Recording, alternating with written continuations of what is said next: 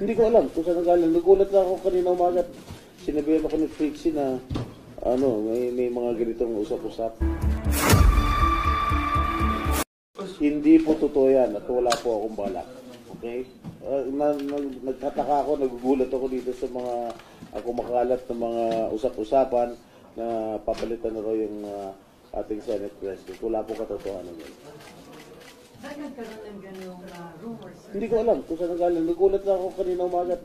Sinabihan ako ni Trixie na may mga ganitong usap-usapan. But do you want to serve the Senate in a capacity higher than the pro tem? No, I'm comfortable with the Senate President. The Senate President is doing a good job. Pero sir, 2 or 3 weeks ago, talaga daw meron. Hindi ako. Yeah. Hindi ako. Narinig mo din? Yan narinig ko, merong iba. May lumapit sa inyo, sir? Wala. Wala. What seems to be the Walang, reason, sir? walang kumakausap. Walang lumalapit sa akin. May unrest ba among senators? Wala naman.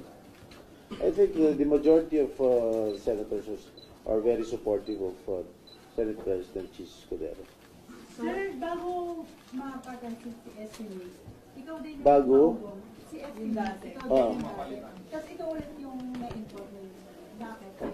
Hindi ko alam.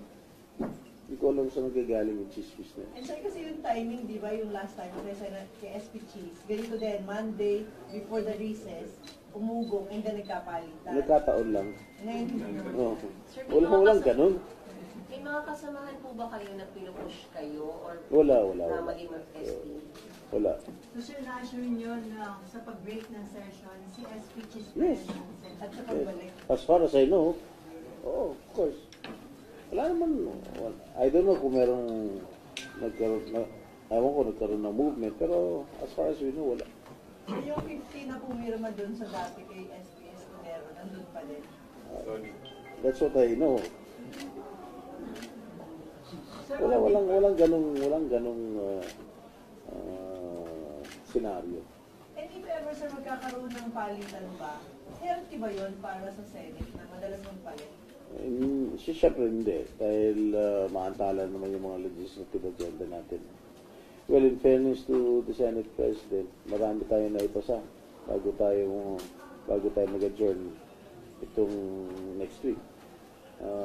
Halos lahat ng mga legislative agenda ng administration ay naipasa naman natin lahat.